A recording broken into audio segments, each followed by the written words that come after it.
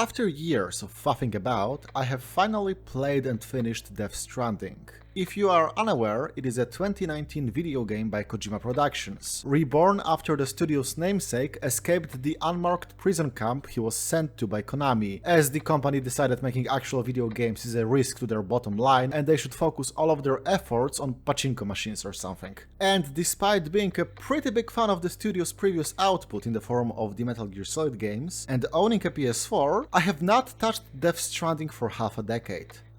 Hell, I bought the game pretty much as soon as it appeared on PC, but I guess there was just too much happening for me to dive in properly until now. We're gonna start off with discussing the gameplay in a non-spoilery way. If you just want plot talk, go to the timestamp now visible on the screen. In Death Stranding, you find yourself playing as Sam Dimam Bridges, a pregnant man working a blue-collar job in the worst post-apocalyptic nightmare imaginable. They made America walkable. And all it took was rainfall that caused the government to make a decision within your lifetime, the spirits of the dead being tethered to the soul, and a megaton bomb going off whenever they brush against a living human being. With the roads and buckies all obliterated, it's on you to make all the deliveries to the remnants of humanity holed up in their shelters. On foot. My man Genius Kojambo played Fallout New Vegas and got disappointed that being the fucking mailman was not part of the core gameplay loop, and he decided to fix that. Deliver this package. Deliver this corpse to be burned. Deliver this baby. Deliver this human being to safety. Deliver this bitch onto God's judgment. Jokes aside, this is a post-apocalyptic Euro truck sim, but without the trucks, at first at least. I've heard it lovingly described as a walking simulator, and that honestly fits due to the fact that getting from point A to point B is the main goal of the game, with combat and stealth being minor side attractions at most. It's a difficult pitch to sell, but anything can be interesting when done right. So, once more from the beginning. In a somewhat near future, the titular Death Stranding occurred. The barrier between the living and the dead was broken. Souls of the dead, invisible to the naked eye, wandered the earth. If they ever come into contact with a living human being, they summon a bigger, more monstrous creature, and if that ever eats you, it causes a void out. Which is likened to an after effect of matter and antimatter coming into contact. Pure energy, absolutely obliterating everything in its radius. If that's not enough of a reason to not even think about leaving home for you, the rain now causes everything it touches to age rapidly. Same thing with snowfall. You can see metal rusting after prolonged exposure, so I think I don't need to spell out what it does to humans. Oh yeah, and the void outs leave behind tar pits that are literally bottomless. Suffice to say, people stay holed up in their shelters, there's not that many of them left, and nobody really cares about the fact that good old US of A used to be a country with a federal government. At least it gave us levitating bugs that can serve as a snack, I guess. The real pandemic that came out a year after these games release didn't even give us that. Enter Sam Porter Bridges, the protagonist of our tale, a courier transporting goods between these isolated places and an absolute loner, choosing this line of work due to a phobia of being touched. Guy just wants to be left alone, so of course he gets called to the capital because the president is dying and she wishes to impart her final wish onto him. And she's also his mom. And when trying to reconnect all of America, his sister Amelie got kidnapped by separatists. So now you need to walk across the entire continent to bring people back into the fold and save her. First order of business, go burn your mom's corpse before she blows up the whole city. Lay America to rest. Yeah, okay, we're not here for subtlety, I guess. Your partner on this journey is a bridge baby, or BB for short. A child ripped out of the womb of a brain-dead woman, connected both to the world of the living and the dead. Thanks to that, it can sense the beached things, or BTs, the ones from the other side of the veil. Don't get too attached, they rarely last longer than a single year. It's just a tool, Sam. It's definitely not a living human being that you carry, directly connected to you by an artificial umbilical cord that floods you with its memories when you connect so that you can have Dads Mikkelsen wish you a happy birthday. Come on, what's personal about that? So, you may be wondering how interesting walking can even be as a main gameplay loop.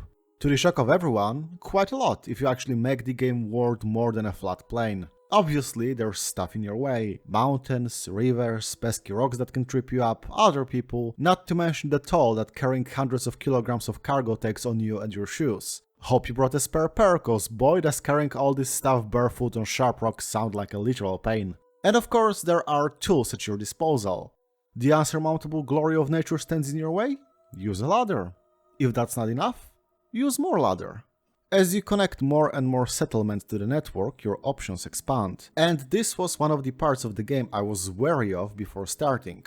See, the game uses an active internet connection to simulate the fact that you and other players are working together to fix the world and make each other's job easier. Post boxes, zip lines, roads, bridges. You can build these things yourself, but there are also structures made by other players imported into your game world, not to mention cargo and equipment they lost. Before starting the game, I was worried about two possibilities. That by getting into the game half a decade late, I will find all the work already done and get robbed of the true Death Stranding experience, or the opposite of that. That with no active players left, I will be left with an empty world and forced to do alone what was supposed to be a group undertaking. Like in high school. Well, I'm glad to say that this was not the case, thanks to some smart design of the entire thing. First of all, you need to connect a region to the network to gain access to what others built. So your first trek somewhere is always a journey into the unknown, one you need to prepare for and expect the unexpected. And once you do connect, the possibilities are not just what was put there after you did it. I saw several signs, structures and such left by Steam friends who I know played the game years ago. If you're hearing this, thanks for the bridge to the doctor that plays Apocalyptica, Amelie. This game is still living on borrowed time, as if they turn off the servers completely, all of this will probably be gone, but at least it's not dependent on the player count at the moment when you play. The tools at your disposal are not just things like ladders and climbing ropes, but also exoskeletons making walking easier, weapons, spray for repainting containers, floating platforms that can carry some of your stuff, etc. If you want to be prepared for everything, you'll find yourself carrying several dozen kilos of stuff before you even include the cargo to be delivered, so you need to pick and choose what you think will best suit the road. And so you have a steady, repeating two-act structure of respecting the beauty of nature as you brave it, and then going, "Fuck you, beauty of nature, I built a highway!" And then you despair because you realize some stupid bastard built his home at the peak of a mountain. At least he's thankful. Oh yeah, I should probably mention that outside of crafting materials, there is no economy to the whole game, it's just likes. That sweet, sweet rush of hormonal joy because someone is thankful for what you do and acknowledges your effort. It's a game about connections, after all. Interesting choice, and not gonna lie, I do prefer doing the gameplay loop for the joy of it rather than thinking about how worth it the rewards are. Unsurprisingly, the visual presentation of the game is great. You would think that rolling hills, rocky meadows and such would get boring over time, but they didn't for me. And there are a few more apocalyptic locations, like an abandoned underground lab or ruins of a city. If there's one gripe I have, it's that while the selection of when music starts playing when seeing a beautiful new vista is immaculate, I wish we got a music player for running deliveries outside of the main plot. There's one in your safe house, and don't tell me trucks don't even have a radio. That's more essential to their functioning than the engine is. As it is, I defaulted to just putting some podcasts on myself in the background, which is not ideal. Give me the true trucking experience. The world is pretty compressed, with 3 zones meant to represent all of mainland US and still being very traversable within a human lifespan, instead of being the real-life equivalent of an Escher painting where you can walk all week with no sleep and not even make it out of your postal code area. I understand that this is a gameplay concession because a one-to-one map of the flyover states would be boring and tedious, but it does feel funny when you realize I wouldn't even think of complaining if this was canonically Japan or something. And since I'm listing petty complaints anyway, this game really does not need several separate short animations every time you drop off a package or recycle something to get materials back. I'm just trying to be mindful of the environment. Mom, get out of my face! I swear, this actually made me start littering towards the endgame. Similarly, the cutscenes where you see flashbacks of that Mikkelsen, or where Sam has a lucid daydream, can repeat, and that can make you impatiently skip something new because you think you've seen it all. Just program flags to skip what was already played once, come on. Combat-wise, the game isn't anything special. At first I was excited that since killing anyone is a huge issue in the setting, the weapons given to you are all non-lethal. An oversized taser, a bola gun that ties up enemies, but it can also get caught up on trees and other obstacles in the path. A sticky gun, my beloved, to yoink the cargo from a distance. Similarly, with BTs, all the weapons against them are utilizing blood, so they start off with grenades and then you get a gun that squirts some body juice at them and you need to hold down the trigger to pump more of it out of his veins. And I thought, oh cool, a really original take on these standard weapons, making you prioritize stealth to pick enemies off, a tactical stealth action game, if you will. But nah, halfway through the game you just get regular old shotguns and assault rifles. They shoot rubber bullets that you can optionally coat with your blood, and the game just turns into a dime a dozen third-person shooter in these moments.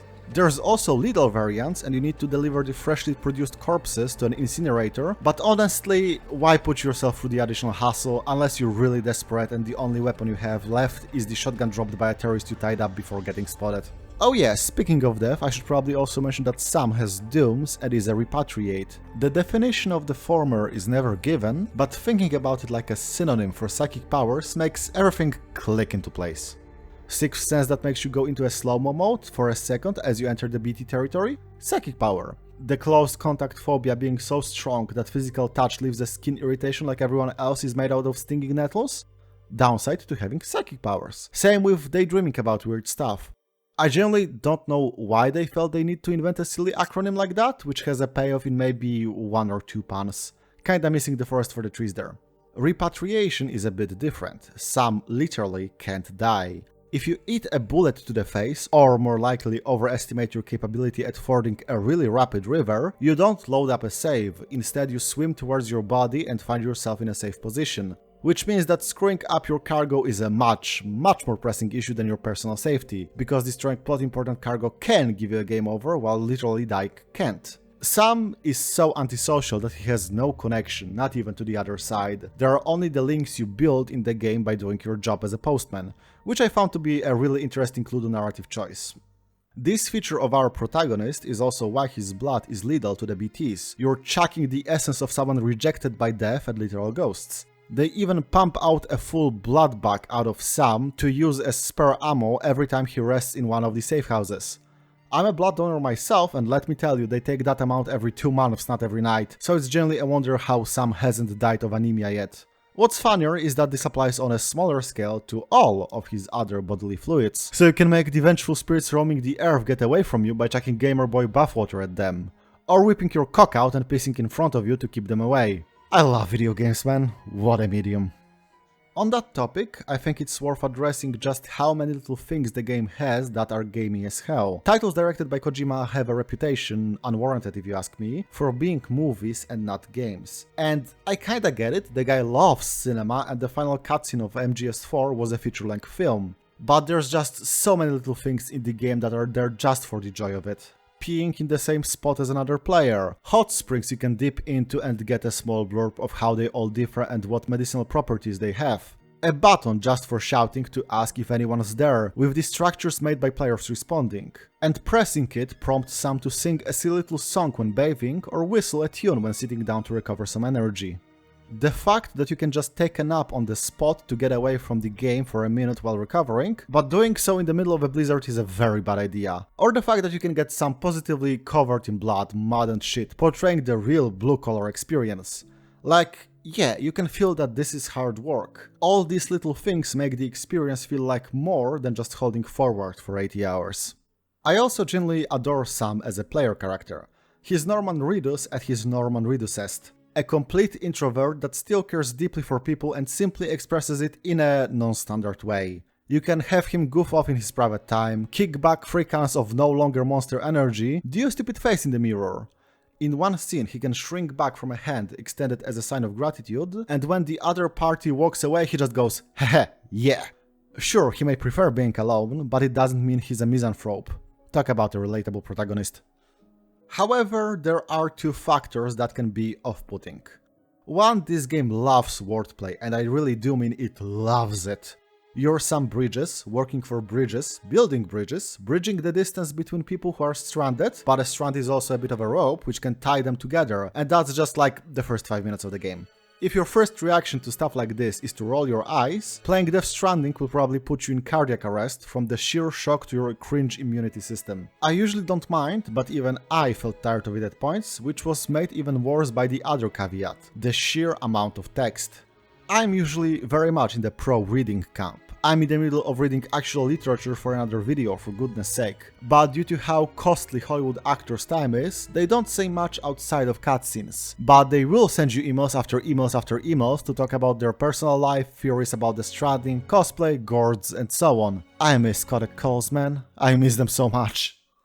But overall, I walked away from the game with positive feelings. I put 80 hours into it and maxed out all the relationships with every single delivery point. I didn't bother getting all the achievements, collecting all the doodads, or doing all the side quests like a crossover with Cyberpunk 2077, but I did enjoy the core of trucking on the road.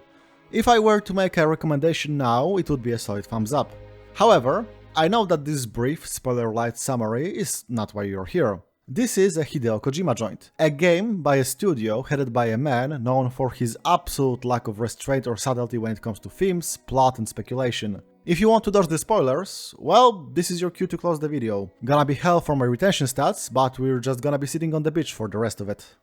Standard last minute essays disclaimer, I have no interest in repeating the story bit by bit, please expect a disjointed mess. As it stands, the story is simple enough.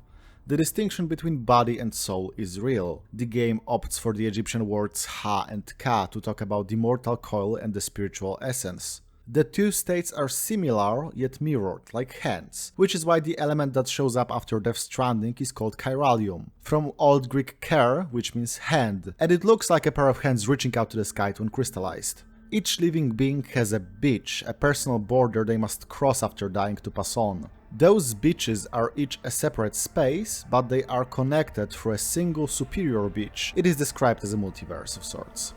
That big one belongs to an extinction entity, a living being that will bring the realms of life and death too close for comfort, bringing in an extinction of our species, if not all life on Earth. The previous 5 great extinctions went down like that, dinosaurs got killed by a Death Stranding and not a meteorite. And this time around it's your adoptive mom, the President of the United States.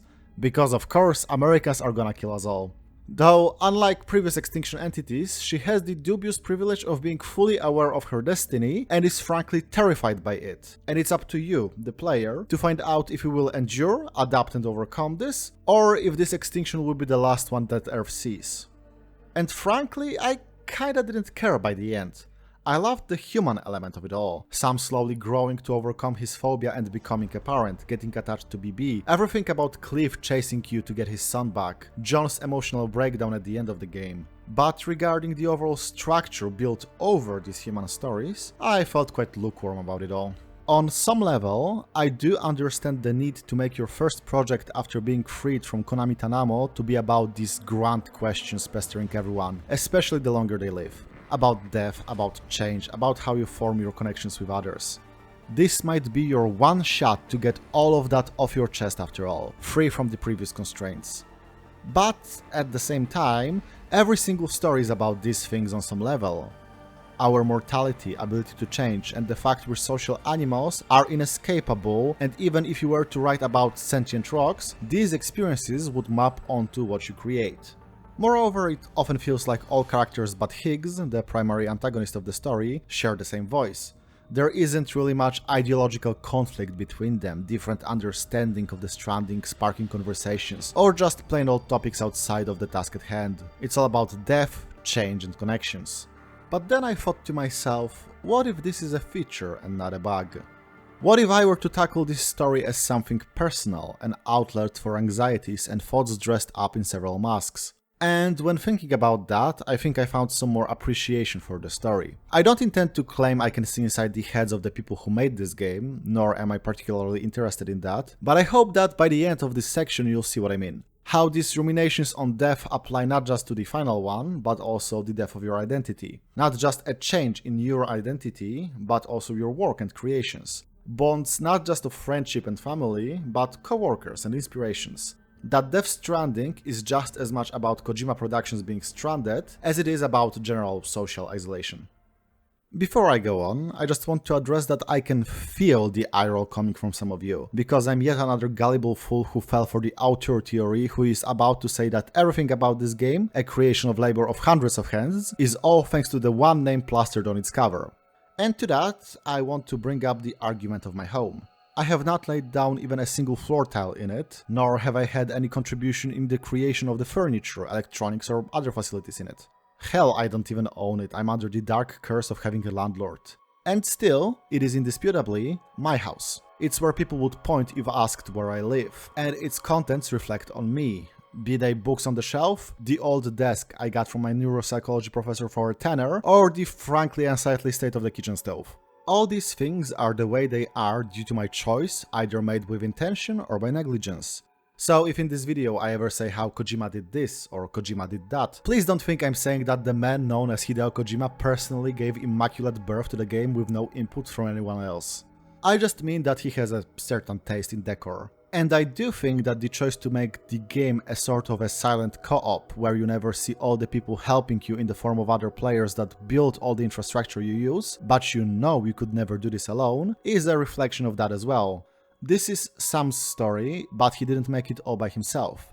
This is a Hideo Kojima game, but only because he had all his team members that let him drag this thing from concept to a commercial release. That kind of stuff. Also, this metaphor breaks down when you remember I'm married and thus I am not the only person with the final say on what goes in this house, but don't worry about that. Let's get back to Death Stranding and do it in a way that makes the most sense for me. Character by character. First, of course, we have Sam, the protagonist, the audience surrogate, our window into the world of the game. In the text of the story, he is a troubled man. As mentioned before, he has a deep-seated repulsion to physical contact with others, to the point where his body gets an allergic reaction to being touched. This, in part, led to a strange relationship with his adopted mother, Bridget, and who he thinks is his sister, but we'll get to Amelie a bit later. And yet, he literally can't completely cut himself off from others. He can't die, death just spits him back out every time. If the extinction of humanity would actually happen, he would be the only one left behind. And yet, that thought never seems to cross his mind as a temptation, because he does care about others and about helping.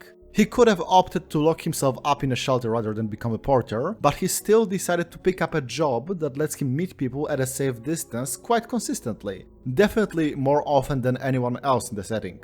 He can and does want to socialize, just keeping his distance while doing so. That barrier was down once, when he fell in love with his therapist and they expected a child together back when he worked for the first iteration of Bridges. And it went back up in double force when she committed suicide after learning the truth from Bridget. He tried connecting with another person and just ended up hurting everyone in the process, so why bother ever trying again? And yet, he can't completely separate himself. That would be even worse than being with people. I know I've let you down. Also, fun fact, Sam means alone in Polish. It's not acknowledged in the text of the game, but with how filled to the brim with puns everything is, this is either a very funny coincidence or deliberate. Just like the fact that the word for beach in Swedish is strand.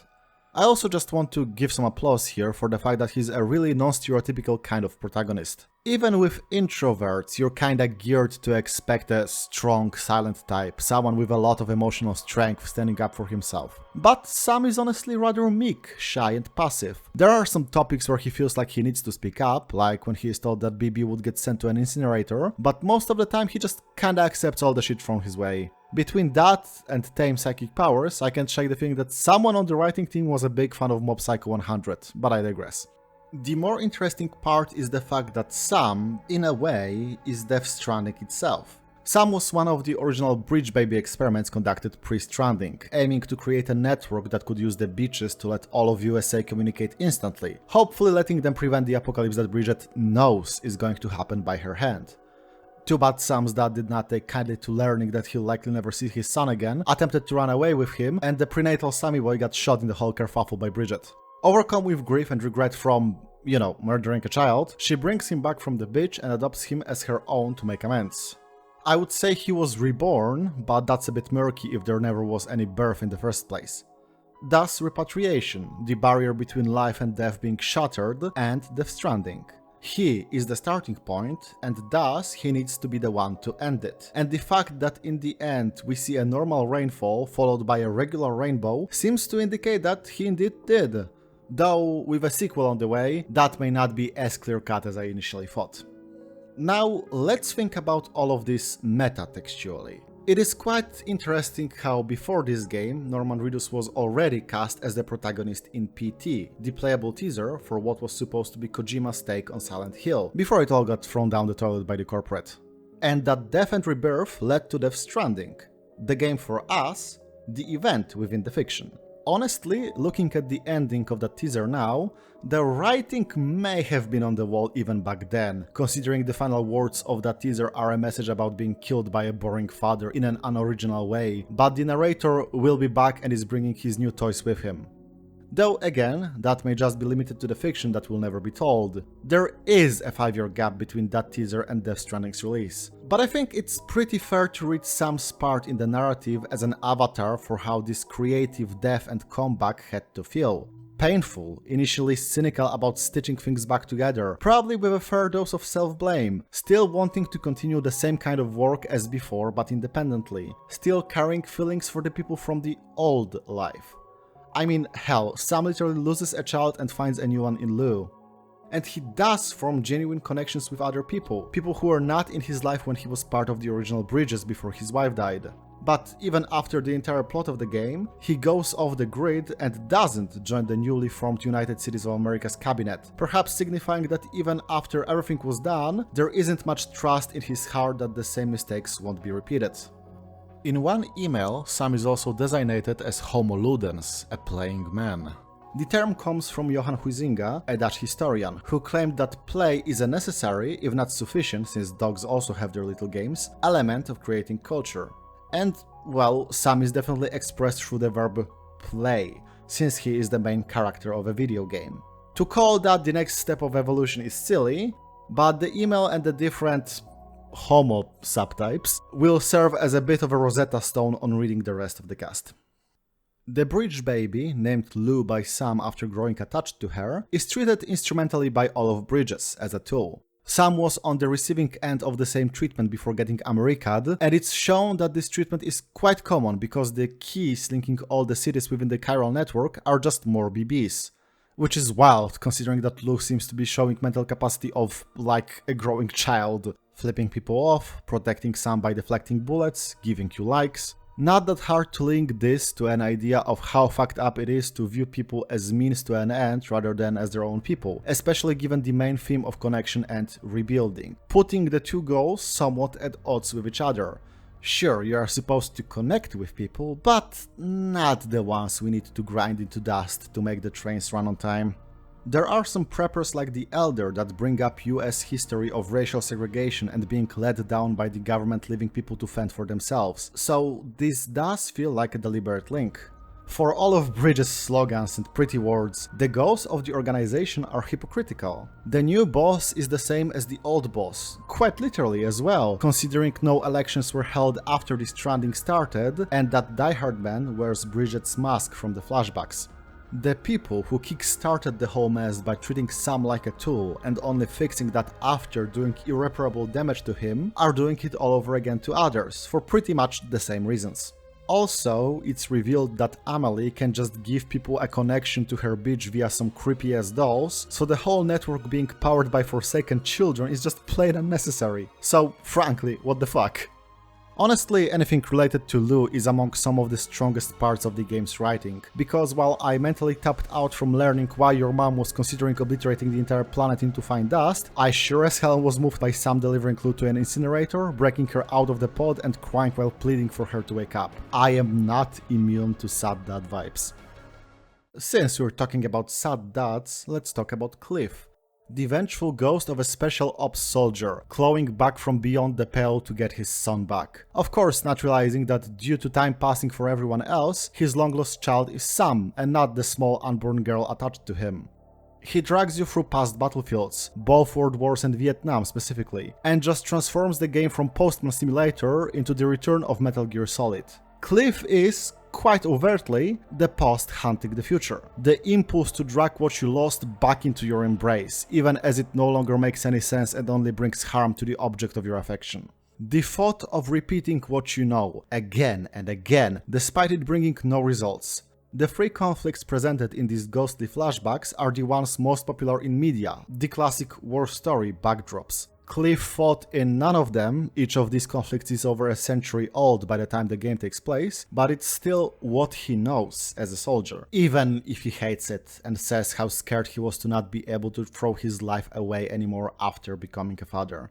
And in a way, he's the expectation held against an artist, both internally and externally. Do it again. Do the thing you're known for, the thing you're good at. It doesn't matter that what you're trying to achieve is literally the opposite of that thing. Do a tactical military game about connecting with people. Go looking for your kid with a gun in your hand. And only when Cliff realizes the truth, the fact that he was shooting at and getting shot by his own son, he can just give him a hug and pass on. He found his bridge to the future. Not just because that's his genes passing on, but because Sam is just straight up not his dad. He's not Solid Snake, he's not even Raiden, who was still defined by his contrast to Snake, at least initially. Sam is Sam, not defined by those who came before him, his own person. And Death Stranding is its own game, even if echoes of the past can still be felt here and there within it. It's not much of a stretch to apply a similar metaphor to BTs in general. They are, after all, haunting spirits, those we lost, hurting us even after they're long gone. They are purely destructive, even if they don't seem to be acting with intentionality. The sentiment of "if only they were here" is made material, and it brings nothing but further loss and pain.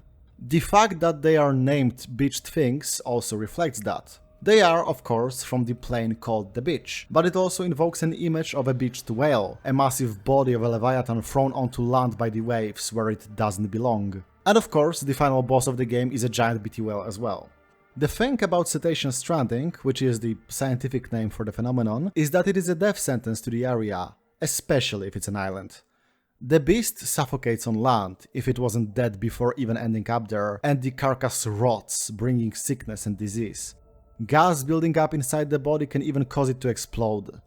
No one person can push hundreds of tons of the rotting flesh back into the deep waters, away from the shore, and even a whole community may not be enough without industrial equipment. And of course, there is the added layer of irony in that whales are mammals, and evolved from species that lived on land before going back to the sea. Returning to where they came from causes destruction, just like the BTs are spirits of the dead that shouldn't be in the same plane as the ones they lived on. And it can be just as destructive for your artistic output to go back and cling to your past when you should have moved on. Speaking of moving on, Die-Hardman has a cool mask and is your quest giver for the majority of the game. They call him that both because he kept coming back from impossible missions as a soldier under Cliff, and because his real name is John McClane, same as the protagonist of everyone's favorite Christmas movie, and I found that really cute. John is an aide to Bridget and carries on her will to reconnect all of America into UCA, expanding the chiral network across the continent and getting everyone in the country to consolidate their knowledge base and resources. From the get-go, you get the idea that he's hiding something. He's wearing a mask after all. And this leads to Sam and Deadman suspecting he is not showing his full hand, that he is somehow using this outwardly noble goal for his own means. But beneath that mask is not a scheme or ambition, but guilt.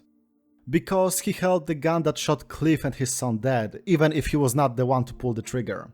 Because he found himself between two people he loved, and aiding one of them would mean betraying the other. And to the very end, he tried to not make that decision, so the choice was made for him. And then again, when he was made into the president of UCA, even as he says that there will be no more masks, and he ceremonially takes it off, it rings false.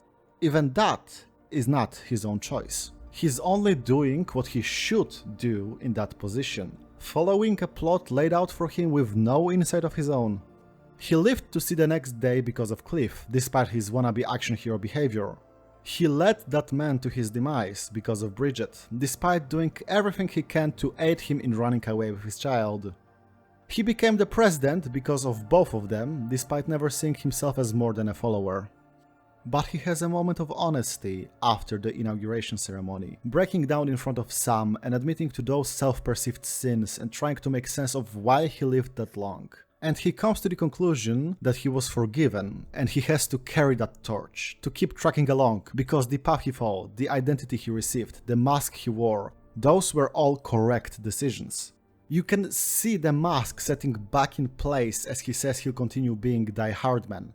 And Sam just bluntly tells him, "No, you fucking idiot, that's exactly the problem. Stop playing a role and start being responsible. We barely made it here." This one final rebuke is so good to hear, especially from a guy that just silently accepted hearing all sorts of wild claims throughout the game.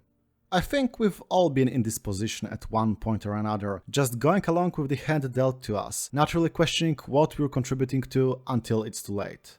And once it's done and you look back at the burned bridge, hopefully without guns being involved, you just wonder, holy shit, why am I here and why are things I care about back there? And it's easy to see how rumination on this might be on your mind after leaving a company you've been a part of for 29 years. I think it's especially interesting in the light of how pretty much all of Metal Gear Solid's main narrative throughline was all about ideas changing hands and warping, imitators of followers of some grand ideal. A soldier's dream of a borderless world turned into a nationless army, turned into an armed revolt against the US, turned into an ex-president staging a coup against the Illuminati, turned into a global economy of war. And in this one scene, you can see the final answer to this cycle. Stop it! Stop thinking of what others want from you, that's not why they love you. Create something new, something better, and never forget just how fragile it all is. Alright, I hope to save her for the end, but it's time to jump to Bridget, or Amelie, because I want to discuss some scenes from her ending later on, and I want to be nice to all the stinkers who haven't played the game and are still watching. I see you. Amelie is not Sam's stepsister, she's Bridget's soul that was separated from the body and left on the beach. The tale of a daughter was a convenient lie to let herself stay in control even once the body dies, which she more than expected being a cancer victim since her early 20s. She has known all her life that she will bring about the extinction of humanity, and she did everything in her power to stop it in some way, only for each effort to make it worse. It's a classic Greek-style tragedy, with the protagonist knowing their fate in advance and that knowledge dooming them to make it come true. And so, she gains political power as a vice president, which puts her into a lifetime position as the de facto president when the elected guy dies, and Death Stranding puts all elections to a stop. She pushes for development of technology related to the beach to gain knowledge on how to fight the inevitable, which leads to the Bridge Baby program. She tries to keep Sam, the test subject of that program, by any means necessary, which leads to murdering a child, remorse, and Death Stranding itself when she brings him back to the world of the living. She tries to help Sam into his adulthood, alleviate his phobia and have him connect with someone, which only leads to traumatizing him further when his therapist-turned-wife can't handle the truth about her spouse and their role in the surrounding apocalypse. And she learns all of that from Bridget. Just colossal, unprecedented levels of fucking up at every step. So she just accepts it.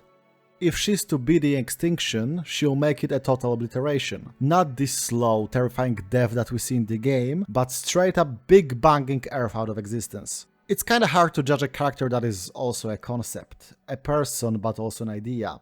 She even outright says that she is the bitch itself, the big one connected to all others. But then again, she is given a human face and feelings, so it's probably only fair to treat her as a person.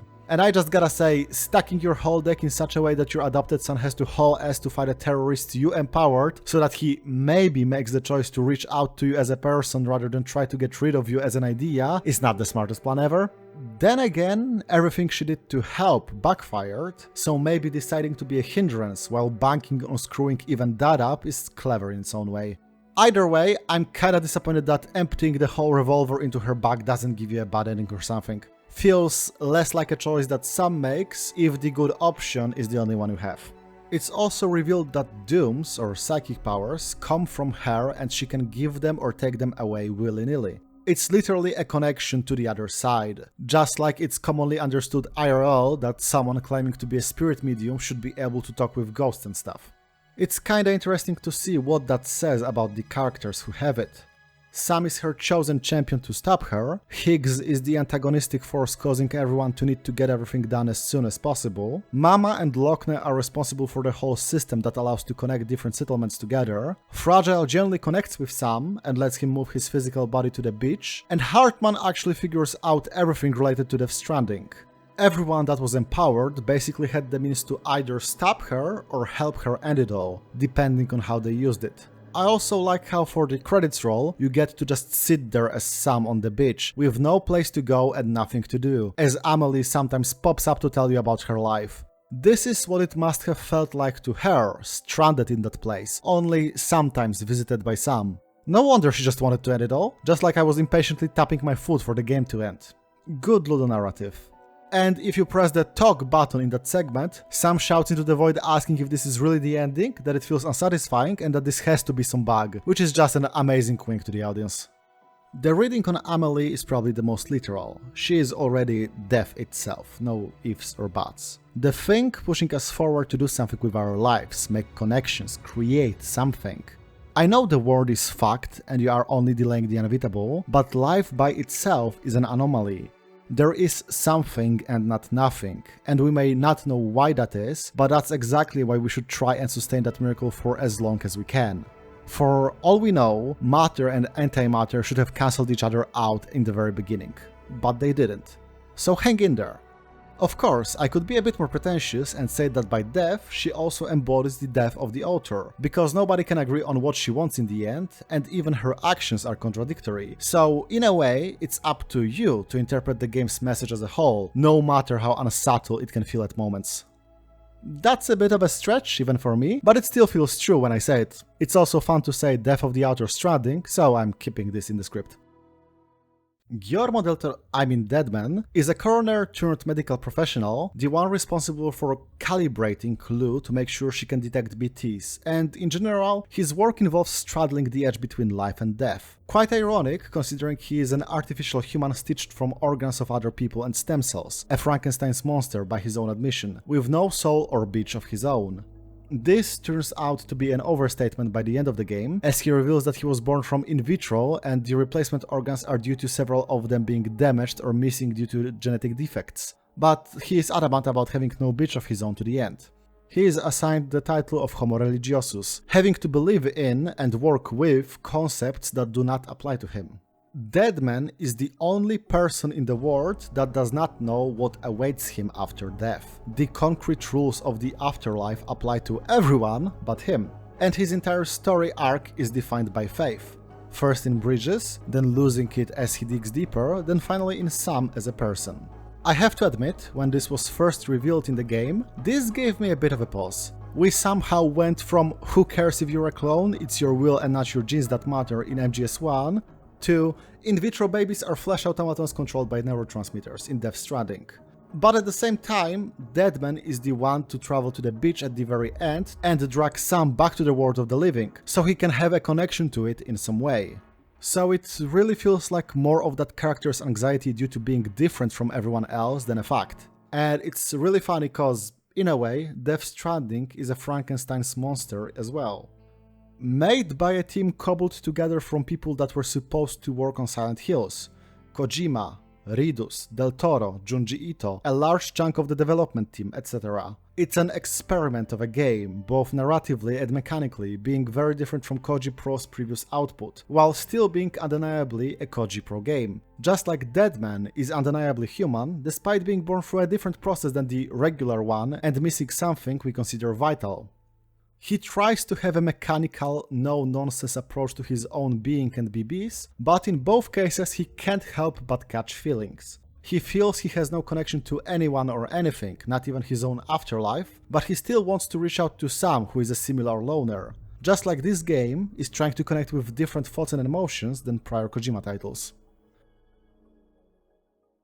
Mama and her sister Lockne are both designated as Homo Faber, women who create, smiths. Born as conjoined twins and separated by later surgery, they shared a psychic link even as their bodies became separate, knowing what the other feels, thinks and perceives. And they each complemented each other when it came to creating things. Mama did the hardware of the Cupid, the weird necklace that Sam wears. Lockne did the software, allowing him to use it to connect the settlements to the chiral network. And when it came to conceiving a child, one of them had a husband and working ovaries, while the other was capable of being a surrogate mother to carry it to term. Lockne did the conception, Mama did the bodybuilding.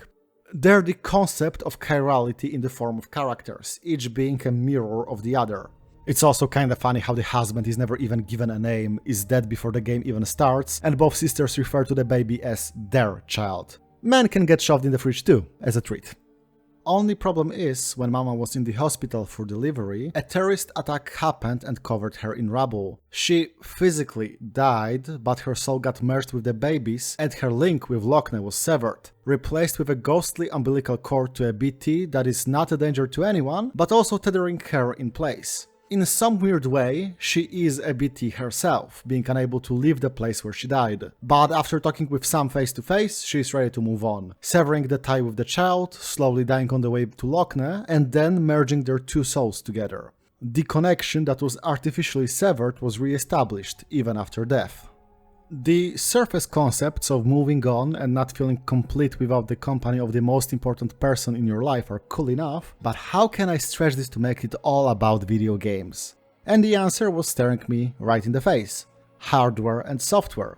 Sure, we may marvel at a game as a concept, but we can never experience it without a machine to run it on. And it doesn't matter how technically impressive the Cell engine is when the PS3 has no games. A painting cannot exist without the surface it's on, but a blank canvas is boring by itself. Only by combining the two do we receive an experience. And the fact that the duo is the one providing some with more and more tools and therefore giving you more options, expanding the game in a way, is also an extension of that.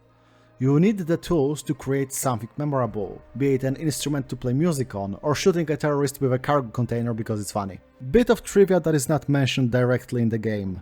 Lockne and Mama's real name, Malingen, are craters in Sweden that are believed to have been created at the same time by two asteroids. There is no escape from the wordplay. Heartman is the chief theorist of bridges, the one translating the seemingly nonsensical events around you into a language you can understand. As such, he dubs himself Homo Lockens, a speaking man, using the language of science to understand Death Stranding.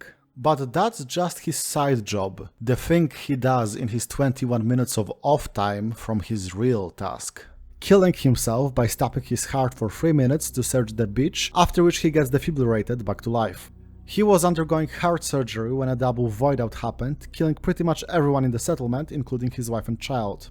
When he was clinically dead, he saw all the souls walking along the beach, with the two people most important to him among them, and then the auxiliary power generator kicked in and brought him back to life on the operating table. So now he kills himself 60 times a day to look for his family. It's been almost 10 years, but I guess his mom didn't raise no quitter. All the help he provides you is ultimately a side effect of this effort, because the better he understands the Stranding and bitches, the better his chances of finding his family and passing on with them.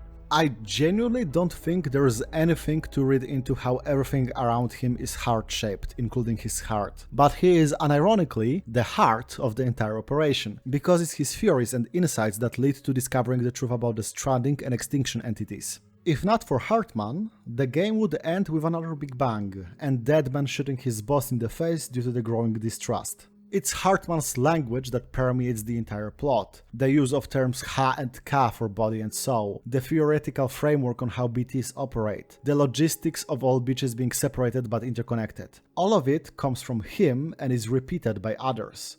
Without Heartman in the story, the experience of playing Death Stranding would be just the endless huh? Huh? Of seeing the trailers for the first time.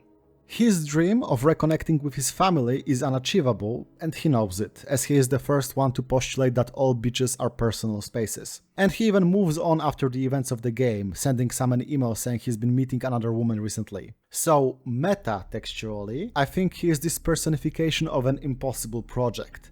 Something you put your everything into, your life's calling, this one piece you've been thinking of for what seems like your whole life.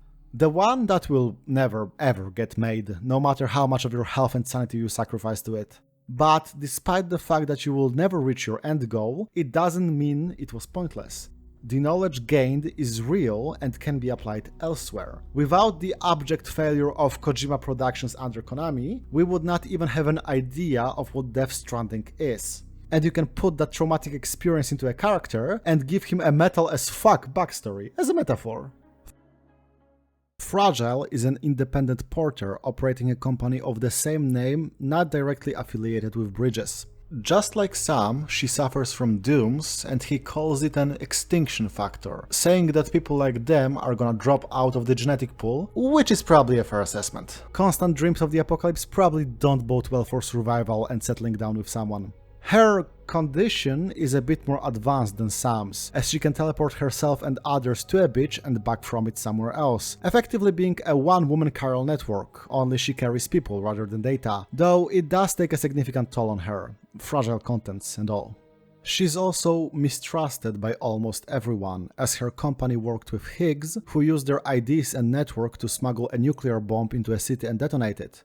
And then, for good measure, she got caught by him when another bomb was about to be delivered, and our demented boy gave her a simple choice. She can do a jump and save herself, damning a batch of people she never met, or run naked through timefall to get rid of the bomb in a tar pit, cutting down her lifespan significantly. She chose the latter, and Higgs put a mask on her, so while her face is intact, her body from the neck down is much older than her biological age. And, unsurprisingly, she wants revenge on the bastard that did this to her, not only for hurting her and all the other people, but also for dragging the name of the company her father founded through dirt. And when given a chance for a little tete-a-tete with Higgs on a beach, she leaves him with a pretty sadistic choice as well. He can either spend all eternity stranded alone in there, or shoot himself. We hear a gunshot ring out and the conclusion seems quite clear, but, well, the trailer to Death Stranding 2 murks it quite a bit. She's also a bit of a foil to Sam, being much more proactive, outgoing, and not really willing to babysit Lou for very long. It's an interesting spin on typical gender stereotypes, but not much to read into here beyond that. And if you play the director's cut, you learn that her mom was terrified after realizing that the packages she was delivering for the UCA were bridge babies, used as connection nodes for the chiral network, and she acted to put a stop to them, ending up buried alive in a BB facility, because of course the government would rather blow up their own critical infrastructure than let everyone know the ghoulish foundation of their grand project. Initially, I wondered if maybe I could read Fragile Express as a stand-in for indie artists, not affiliated with the big players but still undoubtedly doing their part. It is even mentioned several times by others, such as the veteran Porter, that when America collapsed, it was the independent workers that took up the slack and kept everyone safe and connected. But this is a bit bungled up by the fact that they fully joined the UCA at the end, becoming another part of the big whole, and it's Sam that walks away, saying he can't see himself as a part of it. Maybe it's just as simple as a portrayal of doing something you consider to be right, even if it is at a great personal cost to yourself. Or maybe she's just here to give the story some more personal beats, and someone that Sam can have a relationship with not related to the Bridges work. She doesn't even get a taxonomic title from Heartman like everyone else, and with how maximalist the game is, I think it's more of an indication that there's nothing to read into here than a mystery to be solved. Either way, I stand defeated when it comes to reading Fragile as a part of the narrative reflective of how the game came to be in the first place. Higgs is the primary antagonist throughout the game and the leader of a terrorist group, unfortunately dubbed Homo Demens, Madmen. The group as a whole revels in killing and destruction caused by the Voidouts, and Higgs serves as their face and voice, a full ideology rolled into one, plus a foil to Sam. Whereas Sam keeps his distance and stays mostly quiet, Mr. Particle of God has no sense of personal space and yaps constantly. Our protagonist genuinely cares for people and does his work mostly to give everyone a fighting chance. The antagonist nukes a city once and slides you another bomb for a giggle. One is rather passive and humorless, the other is aggressive and treats everything like a game. One facing the world head-on much to his own discomfort, the other distancing himself behind a mask, and so on and so forth.